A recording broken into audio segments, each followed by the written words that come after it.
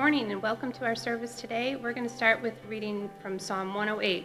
My heart, O God, is steadfast. I will sing and make music with all my soul. I will praise you, Lord, among the nations. I will sing of you among the people. For great is your love, higher than the heavens. Your faithfulness reaches to the skies. Be exalted, O God, above the heavens. Let your glory be over all the earth.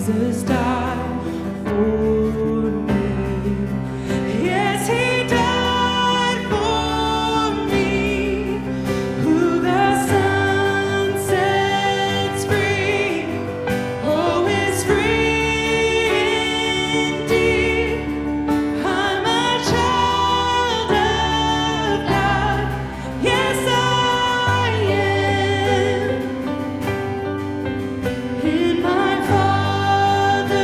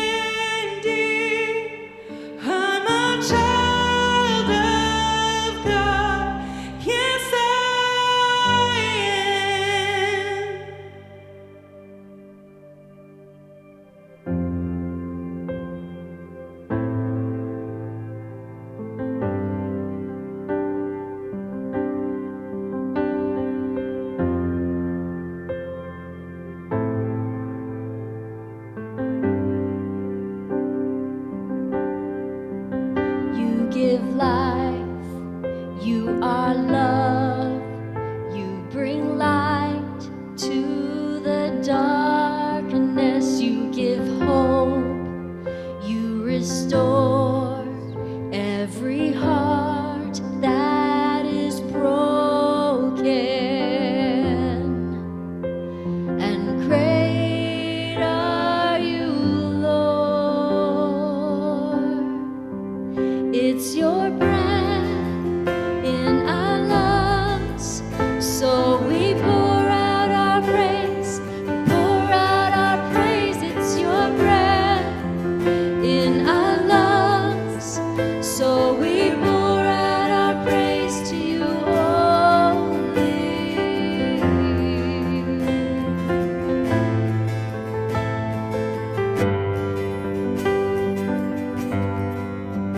You give life, you are love, you bring life to the darkness, you give hope, you restore every heart that is broken.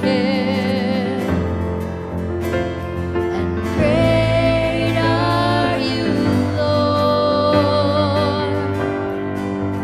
It's your breath in our lungs, so we pour out our praise, pour out our praise. It's your breath in our lungs, so we pour out our praise to you only. It's your breath in our lungs, so we pour out our praise, pour out our praise. It's your breath in our lungs, so we pour out our praise to you only. Great are you, Lord. Great are you, Lord. And all the earth will shout your praise. Our hearts will cry, these bones will sing. Great are you, Lord. And all the earth will shout your praise. Our hearts will cry, these bones will sing. Great are you, Lord. And all the earth will shout your praise. Our hearts will cry, these bones will sing. Great are you, Lord. It's your breath in our lungs, so we pour out our praise, pour out our praise. It's your breath in our lungs, so we pour out our praise to you only. It's your breath in our lungs, so we pour out our praise, we pour out our praise. It's your breath in our lungs.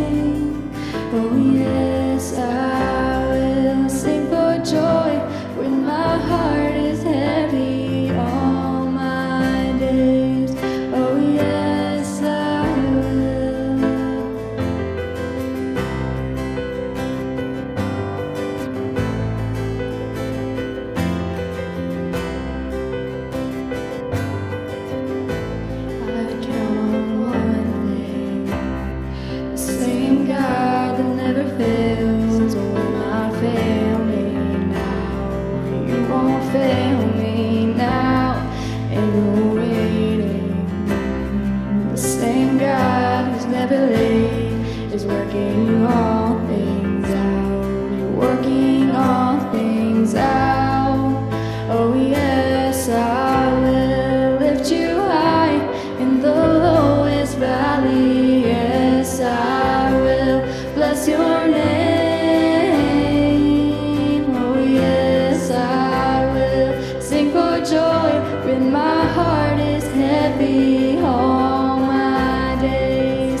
Oh yes, I will for all my days. Oh yes, I will, and I choose to praise, to glorify, glorify the name of all names that nothing can stand against, and I choose to praise, to glorify, glorify the name of all names and nothing can stand against. Oh yes, I will lift you high in the lowest valley. Yes, I will bless your name. Oh yes, I will sing for joy when my heart is heavy all my days. Oh yes, I will for all my days. Oh yes, I will for all my days. Yes, I will. Good morning, everyone. I want to start out with a question. How many of you have ever used emojis when you sent a message or a text to someone? Now, there's probably two groups right now that are forming. There's the group that knows what I'm talking about and uses them, or there's the group that has no idea what I'm talking about. Now, I'm just going to explain real quick what an emoji is. So an emoji is a funny way of, or a character way of expressing your feelings or your emotions. So like if you love something, we sometimes use the heart emoji. I'll send it to my wife. I'll send her the smiley face heart emoji. Or sometimes if we're sad or anything like that. I'm going to explain kind of what I'm talking about here. Now, just a disclaimer. I know that this is not something that just teens do.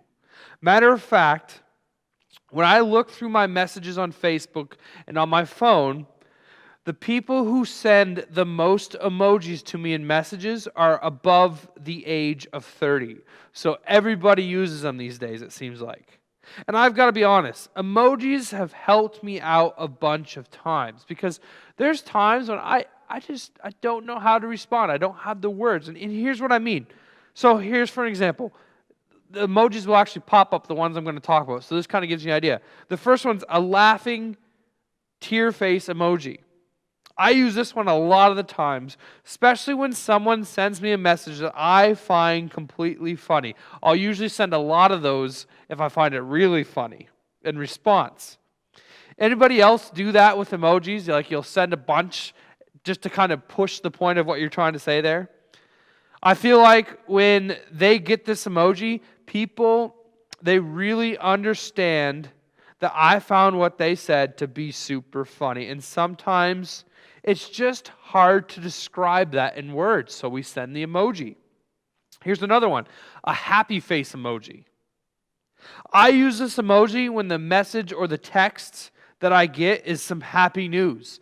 I find that I use that a lot sometimes. I like it because it's just like, yeah, I don't want to just say, oh, happy. That doesn't look good if you send a message like that. I like to send that emoji. Or here's one I don't like to use, but I use it sometimes, is a sad face emoji. I use this when I heard some news that's really heavy, or I've discovered some news that's probably not the best, and that's the only way I can really express what I'm feeling for that person. And it's kind of a way to say, hey, I understand what you're saying. Or here's one that I actually use a lot.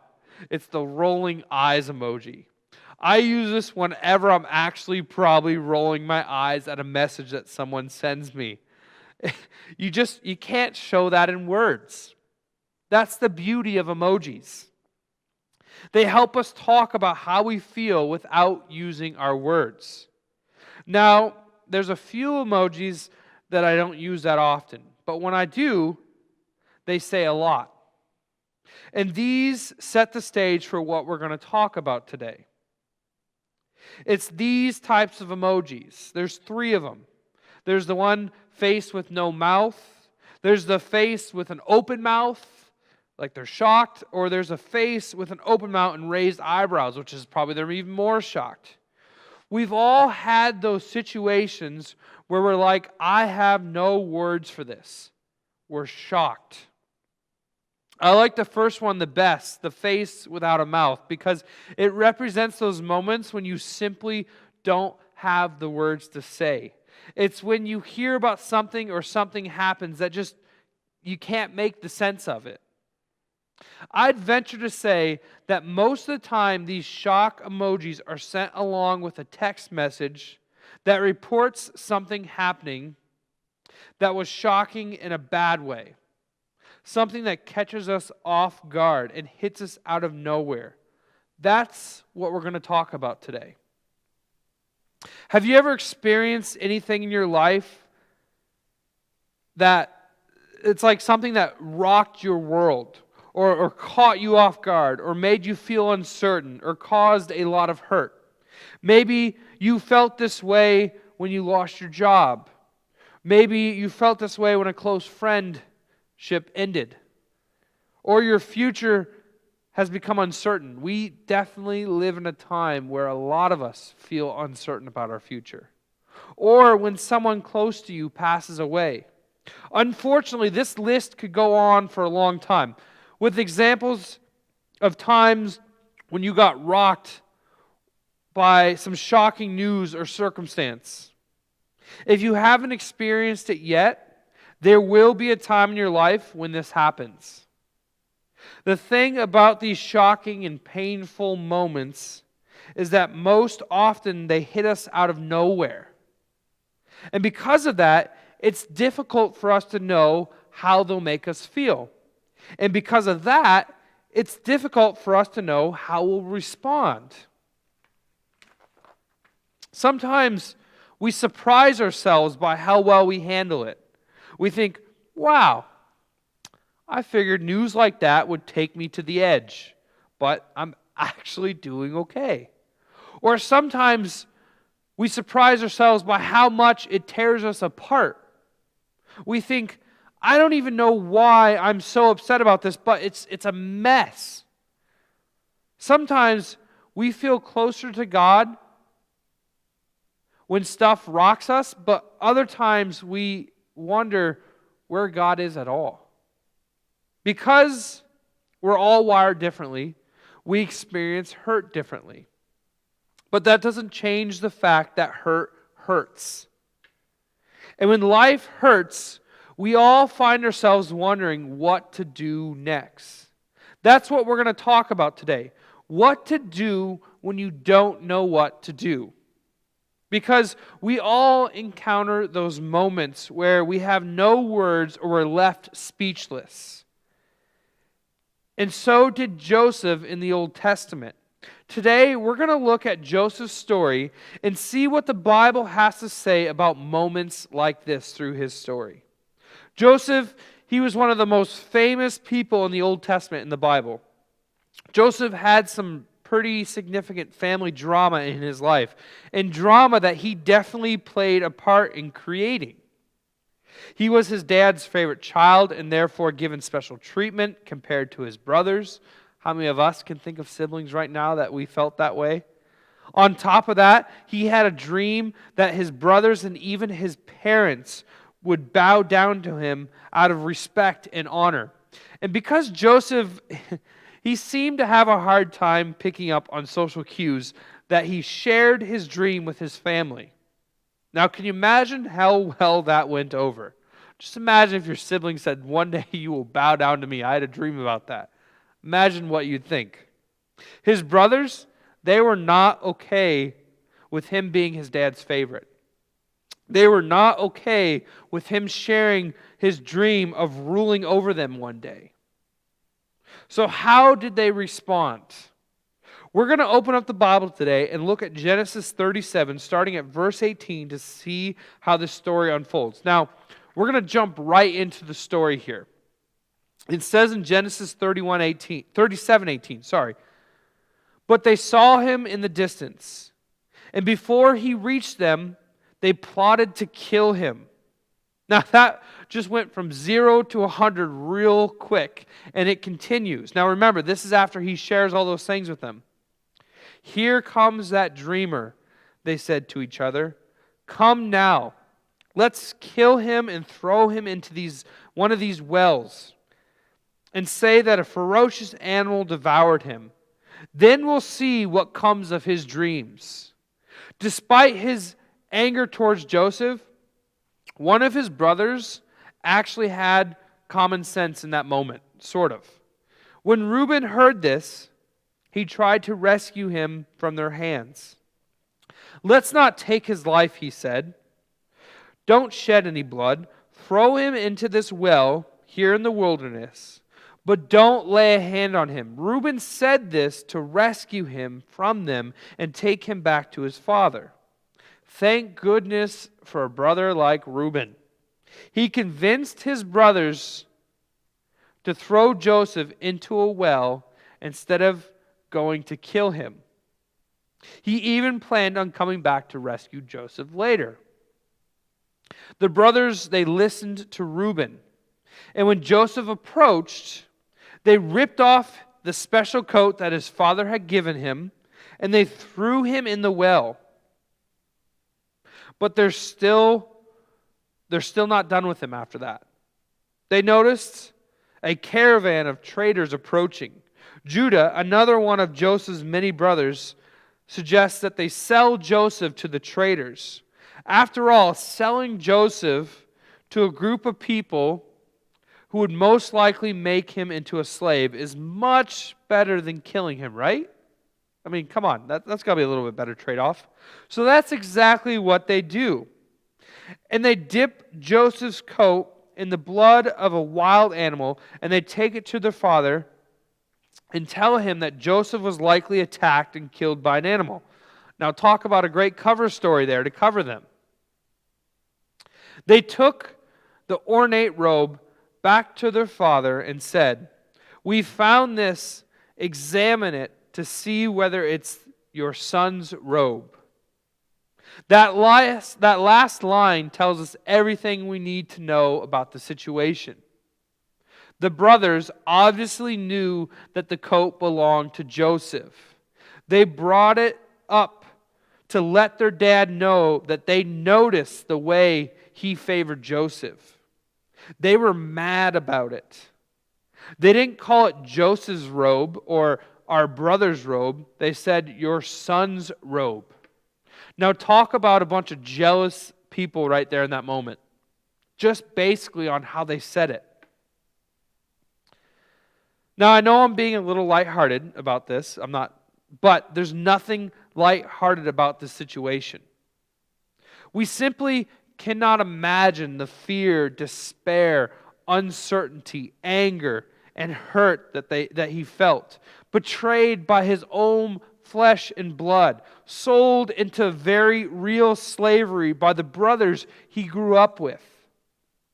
The message being sent was loud and clear.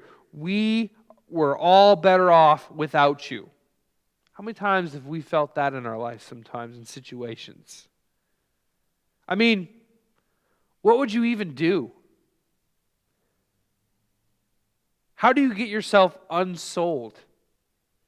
This was clearly a what to do when you don't know what to do moment. Our stories are different than Joseph's. But we all experience pain of some kind. We all have scary, painful, and dangerous moments that catch us off guard. We'll all have moments when life doesn't make sense and we don't have the words to process what's happening. Unfortunately for Joseph, he had more shocking moments in his future as you read on in the Bible. But I want to highlight 5 powerful words that show up in a historical account of his life. While they didn't keep him from getting thrown into the pit, and they didn't keep him from getting sold into slavery, These 5 words literally mean all the difference that helped Joseph, and maybe more than anything else. And it's this, and it's found in Genesis 39:2. It says this: the Lord was with Joseph. Joseph didn't have a lot going for him in the pit, and even less afterwards. But when Joseph was in despair and wondering how life would turn out, he could rely on a single truth: God was with him. The truth didn't change the reality of Joseph's situation, but it was better than being alone. The truth didn't mean that Joseph could see where the story was going, but he could know that he wasn't entirely dependent on himself to get out of this situation. This truth didn't mean that Joseph could easily deal with the things that happened to him. It didn't mean that he had a reason or explanation for the pain in his life, but he didn't have to figure things out by himself. And the same is true for us and you. When there's nothing you can do, God is with you. If you remember anything I say today, that's what I want you to focus on. When there's nothing you can do, God is with you. When life hands you shocking news and you don't know what to do, God is with you. Truthfully, we hear this all the time probably. So often that the words lose their meaning. We don't feel them, but think about it for a second. God is with you. It's not some abstract way, but He's literally present and near you and next to you when you feel alone. That's what it means. When you and I can truly understand and embrace this truth and believe this truth, it changes things. Our circumstances may not change. After all, Joseph wasn't immediately returned to his family. But it changes our perspective on our situation. And maybe more than anything, it gives us hope that we can keep going even when it feels like we can't. Knowing that God is with us may not change our circumstances, but it might change us. It might just give us enough hope to keep going, even in the midst of our hopeless circumstances. It's easy to give in to hurt we've experienced. It's easy to let fear overwhelm us and anxiety overwhelm us and anger consume us. We have a lot of reasons to let difficult and sometimes unfair situations get the last word. But we know that God is with us. And when we know that, the uncertainty of life doesn't get the last word. God does. But what does that look like for us? There are no formulas or easy answers for getting through hard times. I know that. I'm sure other people who've tried to explain that know that. But here's some things to do in the meantime. When you're ready to face that, when you're going to face it, it's going to happen. Here's some things I want you to do. There's 2 things. First, be real. Feel your feelings.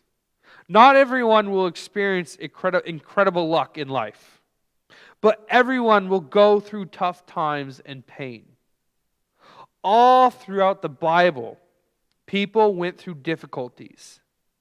And there are many accounts of them being real and honest with God throughout their struggles. And I think there's a reason we read that in Scripture so many times, because God knew we were going to experience ourselves.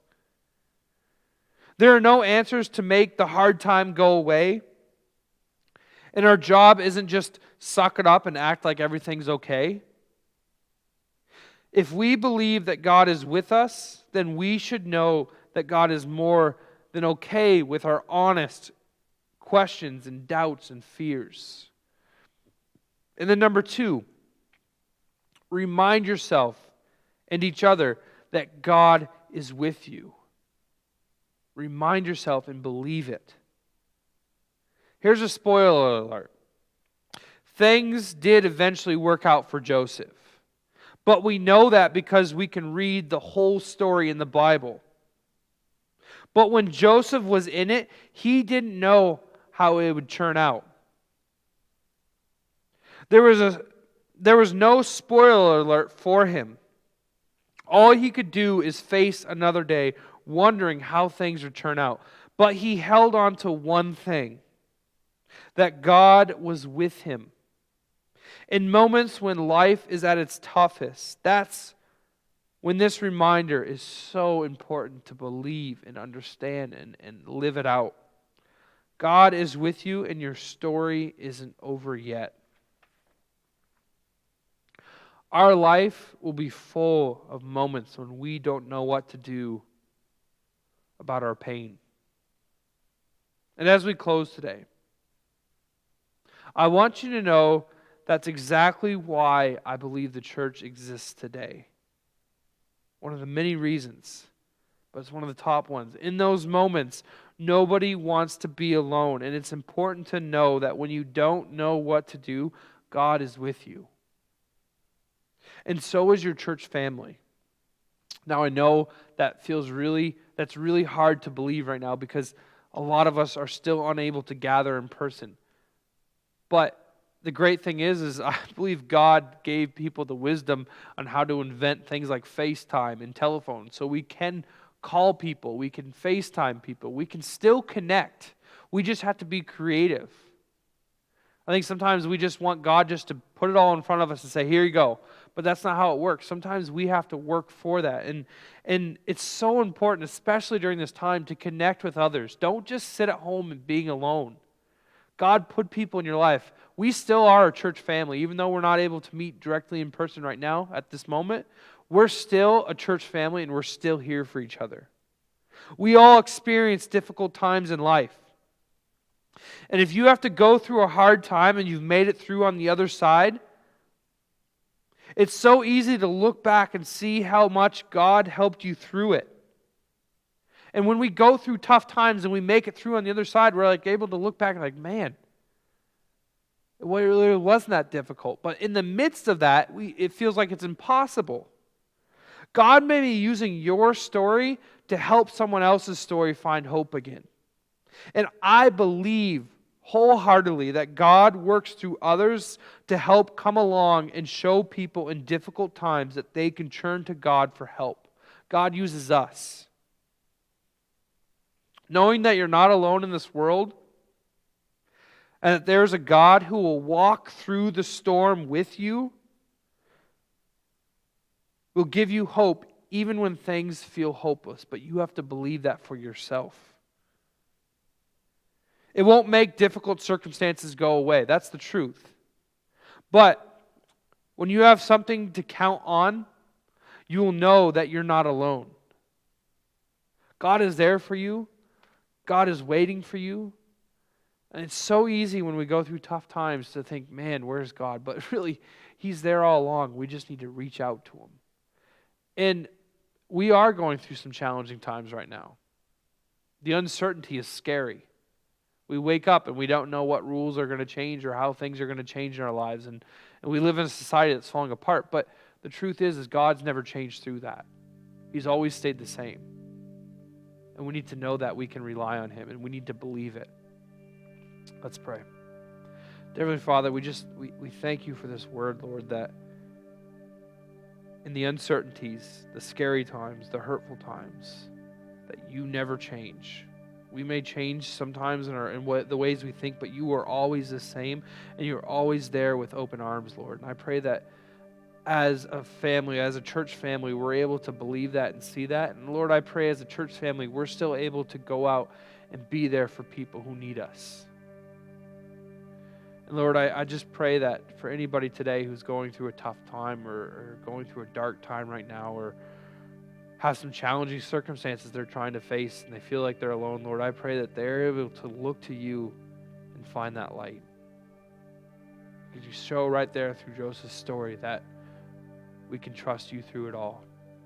I know we don't have the full story now, but you do. And Lord, you know how we're going to get out of it. And you know that we just need to turn to you. And so I pray that people are able to actually do that and believe it and live it out in their lives. And not just say it, but live it out. We thank you for that. In your name, amen. Thank you, Pastor Matt, for sharing the word with us today. We're going to be continuing with our online service next week, and we look forward to seeing you then.